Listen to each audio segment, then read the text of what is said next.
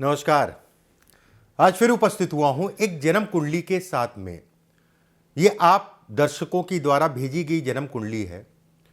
इस जन्म कुंडली का विश्लेषण करेंगे आप और हम, किस तरीके से जन्म कुंडली पढ़ी जाती है ये समझने की कोशिश करेंगे। मैं विस्तृत रूप से आपको बताऊंगा इस जन्म कुंडली के बारे में। जिस जातक ने ये जन्म कुंडली भेजी है उन्होंने कुछ प्रश्न भेजे हैं और उन प्रश्नों को किस तरीके से लगाया जाए, चाहे वो धन की बात करें, काम की बात करें, बिजनेस की बात करें कि नौकरी करेगा या बिजनेस करेगा, चाहे विवाह की बात करें, कई इनके प्रश्न हैं और एक एक करके इनके प्रश्नों को जन्म कुंडली पे लगाएंगे। आप भी इनकी जन्म कुंडली खोल लीजिए। सबसे पहले मैं डेट ऑफ बर्थ बता रहा हूँ, उसको जन्म कुंडली खोलने की आवश्यकता है तो खोल लीजिए ऐप में या सॉफ्टवेयर में, नहीं तो इसमें देख लीजिए। 17/7/1999, समय अगर कहा जाए दोपहर के 1 बजे, गारगेट राजस्थान का जन्म है। चलिए एक एक करके इन्होंने जो प्रश्न पूछे हैं उस पर आते हैं। सबसे पहले इन्होंने लिखा है, सर आपको सबसे पहले प्रणाम, आपको ही प्रणाम। इसके बाद आपने लिखा है, मैं आपके प्रोग्राम 2019 से देख रहा हूं, बहुत कुछ हाथ के बारे में सीखने को मिला और जन्म कुंडली के बारे में भी बताया करिए। देखिए मैं भी सोच रहा हूँ कि अभी थोड़ा सा अगले महीने से, ठीक है, जन्म कुंडली से संबंधित जो सूक्ष्म चीज़ें हैं, जो बारीक चीज़ें हैं, जो यूट्यूब पे नहीं है या फेसबुक पे नहीं है, उनका मैं वीडियो बना बना के जो है अगले महीने से 1 तारीख के बाद से कोशिश करता हूँ डालने की। इसके बाद आपके प्रश्नों पर आ जाते हैं सीधे सीधे। ये मेरा इकलौता बेटा है, जन्म कुंडली के बारे में बताएं। ठीक है, कुछ प्रश्न हैं। इसके ग्रह कैसे हैं, पहले ग्रहों पे बात कर लेते हैं, एक सूक्ष्म जो है, उसके बाद सीधे प्रश्नों पे आते हैं। तुला लगन है इनका अगर कहा जाए, चित्रा नक्षत्र का चौथे चरण का लगन है एक बात, और मंगल अगर कहा जाए लगन में है। अब जैसे इनका जन्म अगर कहा जाए आषाढ़ मास में शुक्ल पक्ष की पंचमी को जन्म हुआ है, पूरा फाल्गुन नक्षत्र में इनका जन्म हुआ है। सूर्य अगर कहा जाए उस समय पे दक्षिणायन थे। बहुत सारा असर अगर कहा जाए नेचर पे, ये दक्षिणायन और नक्षत्रों का, नक्षत्र तो सब कुछ है, एक तरीके से नक्षत्र सब कुछ है। मंगल अगर कहा जाए इनकी जन्म कुंडली में द्वितीय से, मंगल अगर कहा जाए सप्तम का स्वामी होकर द्वितीय भाव में एक बार। केतु अगर कहा जाए चतुर्थ भाव में, श्रवण नक्षत्र चंद्रमा का नक्षत्र चौथे चरण में, चौथे चरण में चंद्रमा का नक्षत्र चौथे चरण में, मतलब ये घर के इर्द गिर्द काम नहीं कराएगा, इनको घर से काफी दूर जाके जो है काम करना पड़ेगा। सप्तम भाव में अगर कहा जाए गुरु और शनि बैठे हैं, शनि अगर कहा जाए नीच का है मेष राशि में, और नवमांश में अगर कहा जाए तुला का है। ठीक है, देखिए एक चीज समझिए, यहां पर सीखते चलिए, कोई भी ग्रह जब नीच का है और नवमांश में जो है अपने घर या स्वराशि का हो गया, तो हम लोग ये कहते हैं कि वो कहीं ना कहीं उसमें बल आ गया, फल देने की क्षमता आ गई,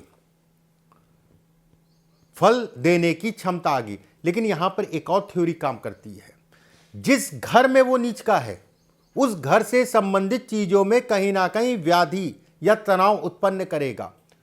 उसकी मूल त्रिकोण राशि जिस राशि में है वहां पर यह नीच भंग काम करेगा। मतलब कुंभ राशि इसकी जो है मूल त्रिकोण राशि है शनि की, पंचम भाव में, यह कहीं ना कहीं फलित करेगा। नीच भंग जो हुआ पंचम भाव के लिए हुआ, चतुर्थ भाव के लिए हुआ। यहां पर इसके कारकत्व जो भी हैं, जैसे अलगाववादिता को दिखाता है, अभी मैं डिटेल में बताऊंगा, पहले नॉर्मली जो है इनके ग्रहों पे बात कर लेते हैं। दसम भाव में अगर कहा जाए सूर्य बैठा है पुनर्वसु नक्षत्र के चौथे चरण में। पुनर्वसु नक्षत्र का चौथा चरण मतलब गुरु का नक्षत्र कहलाएगा, और चौथा चरण अगर कहा जाए, ऐसे लोग अगर कहे तो कहीं ना कहीं पुत्र संतान होती है ऐसे लोगों की।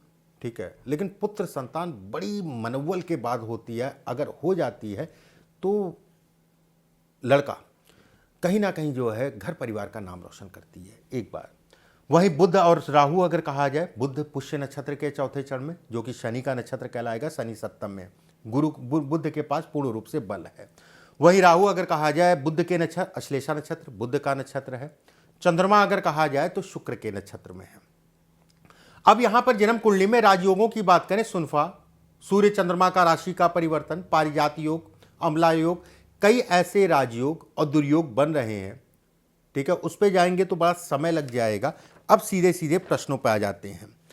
मैंने कई ज्योतिषियों को दिखाया, सबने कहा कि इसकी सरकारी नौकरी मिलेगी और 2014 से ये प्रयास कर रहा है, 2015 से ये प्रयास कर रहा है, लेकिन अभी तक का सफलता नहीं मिली। सिविल सर्विसेज की भी ये तैयारी इस समय पे कर रहा है। जैसा मैं समझ पा रहा हूँ कि इनके फादर ने लिख के भेजा है कि कई ज्योतिषियों को दिखाया और सबने ये कहा लगभग कि इसको सरकारी नौकरी मिलेगी। पहले सरकारी नौकरी देख लेते हैं क्या स्थितियाँ हैं। देखिए, सरकारी नौकरी या कोई भी नौकरी है, कर्म मजबूत होना चाहिए। कर्म का अधिपति अगर कहा जाए चंद्रमा है, चंद्रमा लाभ में है, पूरा फाल्गुन नक्षत्र के चौथे चरण में। शुक्र चंद्रमा की युति धनदायक कहलाती है। शुक्र अगर कहा जाए धन है और चंद्रमा अगर कहा जाए मन है, उसमें कहीं कोई दो राय नहीं है। शुक्र चंद्रमा अगर नौ पंचम में केंद्र या त्रिकोण में बैठते हैं तो व्यक्ति को प्रचुर मात्रा में धन देते हैं। एक बात, वहीं दसम भाव में सूर्य दिग्बल की अवस्था में है। भाई, गवर्नमेंट के लिए सूर्य को देखा जाना बेहद जरूरी है, लेकिन जब सूर्य की डिग्रियां देखेंगे तो कम है। कोई बात नहीं, डिग्री बहुत सारी ऐसी मैंने जन्म कुंडली देखी है कि जातक जो है IAS PCS या बड़े पद की नौकरी में गया और सूर्य उसका जो है डिग्री बल में कम था। केवल यहीं से कहानी खत्म नहीं होती है। अब समझिए, पुनर्वसु नक्षत्र के चौथे चरण में नवमांश में जब देखेंगे तो राहु केतु के साथ लगन कुंडली में अगर देखा जाए सूर्य राहु, अब ये कहा जाएगा ग्रहण योग, अब ये कहा जाएगा पितृदोष। एक चीज यहां पर क्लियर कर लीजिए, पितृदोष अगर अच्छे भाव में बन रहा है तो वो आपके लिए अपने आप में एक राजयोग है। अगर अच्छे भाव में बन रहा है, अवस्था उसकी, डिग्रियां सही हैं, नक्षत्र ठीक है। लेकिन जिन लोगों ने ये ज्योतिष बनाई थी, जिस जमाने में ज्योतिष बनाई थी, वो अति ज्ञानी लोग थे, वो ईश्वर तुल्य लोग थे। अगर उन्होंने उस समय पे कहा था कि पितृदोष नुकसानदायक है तो नुकसानदायक है। उस समय पे धन की स्थितियां इतनी ज्यादा नहीं थी, काम की स्थितियां इतनी ज्यादा नहीं थी। उस समय पे सुख को माना जाता था परिवार, सुख को माना जाता था माता पिता, सुख को माना जाता था गृहस्थ जीवन। अब इसके हिसाब से अगर कहा जाए सुख, कहीं ना कहीं ये पितृदोष का असर अगर कहा जाए तो ये माता पे पड़ेगा, माता के स्वास्थ्य पे पड़ेगा। ऐसे बच्चे अगर कहें 12 से 16 साल की आयु के बीच, जब 12 साल के होते हैं, 12 से 16 साल के आयु के बीच में माता को भारी कष्ट मिला होगा, उसमें कहीं कोई संदेह नहीं है, माता को भारी कष्ट मिला होगा। वहीं चतुर्थ का स्वामी अगर कहा जाए शनि है, शनि अगर कहा जाए गुरु के साथ है और चंद्रमा से अगर कहा जाए, गुरु से अगर कहा जाए, चंद्रमा और शुक्र पंचम में, ऐसे में कहा जाएगा कि कष्ट मिलेगा माता को, लेकिन वो कष्ट अगर कहा जाए उससे निजात मिल जाएगी। भले चतुर्थ भाव से अष्टम में कोई दिक्कत नहीं है, मालिक तो ये है ना गुरु, समझिएगा। मां अगर कहा जाए शनि है, ठीक है, मां अगर कहा जाए शनि है। एक बात, शनि अगर कहा जाए गुरु के साथ है, गुरु अगर कहा जाए लगन को देख रहा है, ऐसे में कहा जाएगा कि उबर जाएगा। बहरहाल, अब सिविल सर्विसेज की बात कर रहे थे तो सूर्य के केवल इस बल को नहीं, अब सूर्य किस नक्षत्र में है। देखिए, नक्षत्र सिद्धांत आप लोग को सीखना बहुत जरूरी है। सब लोग क्या करते हैं, गुरु इसमें है, चंद्रमा इसमें है, मंगल इसमें है, फला इसमें है, फला इसमें है, फला इसमें है, बस हो गया, प्रिडिक्शन कर दी। जब तक नक्षत्रों को नहीं समझेंगे तब तक ज्योतिषी नहीं बन पाएंगे। एक काम चलाऊ ज्योतिषी होना एक अलग विषय हो गया, अगर आपको अच्छा ज्योतिषी होना है तो नक्षत्रों को समझना पड़ेगा। और 99% अगर कहा जाए, 99% जो भी ज्योतिषी हैं, 99% नक्षत्र के बारे में कुछ नहीं पता, केवल वही यहाँ बैठा वहाँ बैठा हो गया। सूर्य अगर कहा जाए पुनर्वसु नक्षत्र के चौथे चरण में है, सूर्य अगर कहा जाए तो कहीं ना कहीं गुरु का नक्षत्र कहलाएगा। और गुरु अगर कहा जाए सप्तम में है, गुरु अगर कहा जाए शनि के साथ है, गुरु का राशि अगर कहा जाए तो कहीं ना कहीं सप्तम में है। ऐसे में ये बिल्कुल ये तय मान के चलिए कि बच्चा सरकारी नौकरी नहीं करेगा, सरकारी नौकरी के योग इसमें नहीं है। लाभेश भी अगर कहा जाए, राशि का परिवर्तन हो रहा है तो भी मैं कहूँगा कि नहीं है। नवमांश में भी अगर कहा जाए मंगल से दृष्ट है तो भी मैं कहूँगा नहीं है। इसमें अगर कहा जाए बच्चा कहीं ना कहीं विदेश जाएगा। अब विदेश कैसे, मैंने कहा विदेश का अधिपति अगर कहा जाए बुध है, बुध इनकी जन्म कुंडली में अगर कहा जाए दसम भाव में 14 डिग्री 53 कला पे पुष्य नक्षत्र के चौथे चरण में है। एक बात, वही बुध की दृष्टि अगर कहा जाए केतु पे पड़ेगी, बुध की दृष्टि अगर कहा जाए चतुर्थ भाव पे पड़ेगी। और केतु मैंने शुरुआत में कहा था श्रवण नक्षत्र, चंद्रमा का नक्षत्र, चंद्रमा अगर कहा जाए लाभ में है, ऐसे में बच्चा लाभ कमाने के लिए घर से बहुत दूर जाके जो है कहीं ना कहीं काम करेगा। एक बात, शुरुआती दौर में नौकरी करेगा, गुरु और शनि एक साथ है, शुरुआती दौर में नौकरी करेगा। उसके बाद अगर कहा जाए बुध राहु की युति, बुध राहु की युति, भले शनि नीच का है या व्यवसाय के भाव में फर्क नहीं पड़ता, कोई फर्क नहीं पड़ता।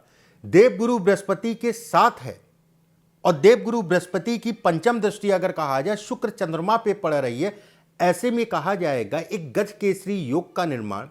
शुक्र और गुरु के योग अगर कहें तो कहीं ना कहीं एक फ्लो में लंबे समय तक व्यक्ति को धन देता रहेगा। जैसे बहुत सारे लोग आप देखते हैं कि कुछ समय ये किया कुछ समय वो किया, वाली स्थिति नहीं, लंबे समय तक धन देता रहेगा। ऐसे में व्यक्ति विदेश जाएगा, शुरुआती दौर में नौकरी, उसके बाद व्यवसाय ही करेगा। ये शनि नीच का है तो ऐसे में कहा जाएगा कि पार्टनरशिप में व्यक्ति काम नहीं कर सकता, व्यक्ति करेगा व्यवसाय ही। इसके बाद आपने पूछा है कि ये क्या करेगा, नौकरी या व्यवसाय। मैंने बताया आपको। शादी कब होगी और कैसी चलेगी। देखिए, विवाह की अगर मैं बात करूं इस जन्म कुंडली के हिसाब से, मांगलिक है, उसमें कहीं कोई दो राय नहीं, और मंगल दोष को भी दिखाता है, मंगल दोष को भी दिखाता है। नवमांश और दशा के अनुरूप अगर देखा जाए तो बच्चे का विवाह अगर कहा जाए तो 35 साल की आयु में होगा। एक बात। दूसरी चीज अगर कहा जाए गुरु और शनि नीच के हैं, कुछ लोग ऐसा भी कहेंगे कि नीच के हो गए तो शादी नहीं होगी। नवमांश में भी अगर कहा जाए तो राहु की दृष्टि विवाह के भाव पर पड़ेगी, शादी नहीं होगी। शनि अलगाववादी है, शादी नहीं कराएगा। लेकिन गुरु अगर कहा जाए अपने ही घर में बैठे, शादी करने में दिक्कत आएगी। लेकिन सप्तम भाव से पंचम भाव में शुक्र विवाह का कारक चंद्रमा के साथ, और सप्तम भाव से नवा भाव अगर कहा जाए खाली, जिसका अधिपति अगर कहें गुरु है, गुरु सप्तम में है, यह तय मानकर चलिए कि शादी होगी। अब इस नीच ग्रह का प्रभाव क्या पड़ेगा शनि का। शनि तीसरे चरण में भरणी नक्षत्र, शुक्र के नक्षत्र में है।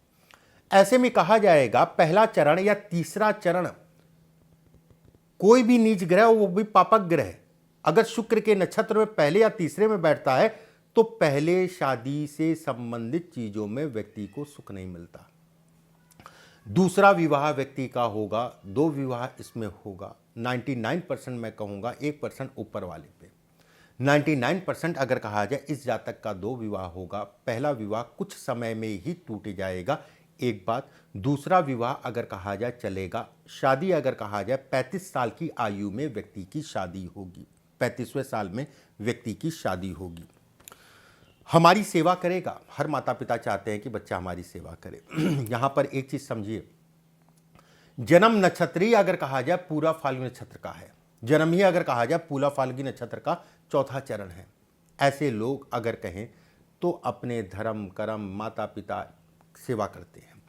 क्रोध आएगा मंगल के कारण, लेकिन मंगल यहां पर शनि से दृष्ट है। ऐसे में कहा जाएगा कि ऐसे लोग फियर क्रोध करते हैं कि आपको ये काम नहीं करना चाहिए। वाकई में पिताजी गलत कार्य कर रहे थे, उनके स्वास्थ्य पे हानि पड़ती, आपको ऐसा चीज नहीं खाना चाहिए, उस पर क्रोध करेगा, निग्लेक्ट नहीं करेगा।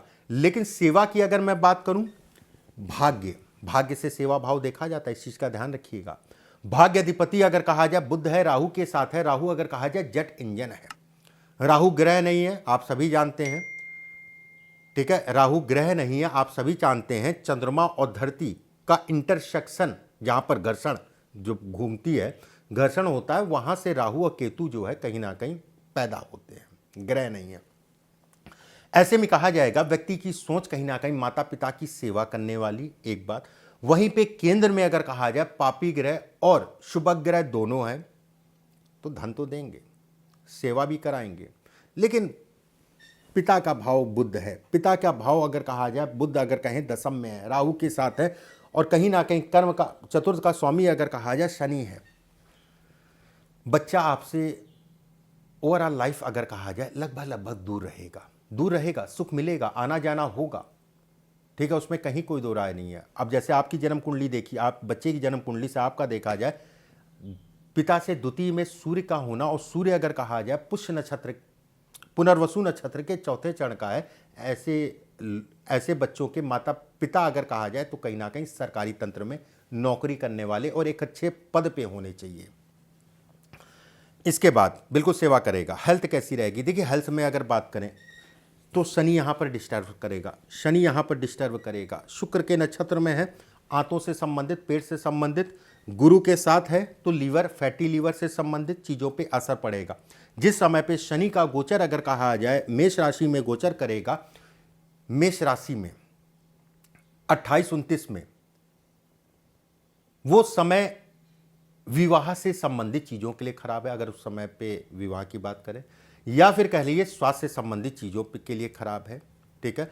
लेकिन आयु की अगर मैं बात करूं तो पूर्ण आयु है। ऐसे ग्रह नक्षत्र अगर कहा जाए 80+ तक ऐसे लोग जीते हैं, ठीक है। काम के लिए इनका बुध, सूर्य, राहु, ठीक है, आपस में राशि का परिवर्तन करना, भाग्येश अगर कहा जाए दशम में होना, और दशमेश अगर कहा जाए तो कहीं ना कहीं लाभ में होना, एक आपस में संबंध बनना अपने आप में अद्भुत राजयोग है। विवाह का सुख ना मिलना एक अलग विषय हो गया, सुख मिलेगा लेकिन पहला विवाह चलेगा नहीं, बिल्कुल मैं कहूँगा। काम धाम के लिए निश्चिंत रहिए, नौकरी नहीं है इसमें, ठीक है, मैं इस चीज़ को डिनाई करता हूँ, सरकारी नौकरी नहीं है। बाकी परमात्मा सबसे बड़ा परमात्मा है, अभी प्रयास कर लीजिए, अभी उम्र है। मेरे कहने से मैं बिल्कुल ये नहीं कहूँगा कि मेरे कहने से आप छोड़ दीजिए, लेकिन मुझसे अगर फेयरली पूछेंगे ग्रह नक्षत्रों के आधार पे तो मैं कहूँगा कि ना है, इसमें गवर्नमेंट जॉब नहीं है। बाकी अच्छा है, कुछ उपाय हैं व्हाट्सएप पे मैं आपके भिजवा दूंगा। अगले वीडियो में आप सभी से दोबारा से मुलाकात होगी। अभी के लिए बस इतना ही, नमस्कार।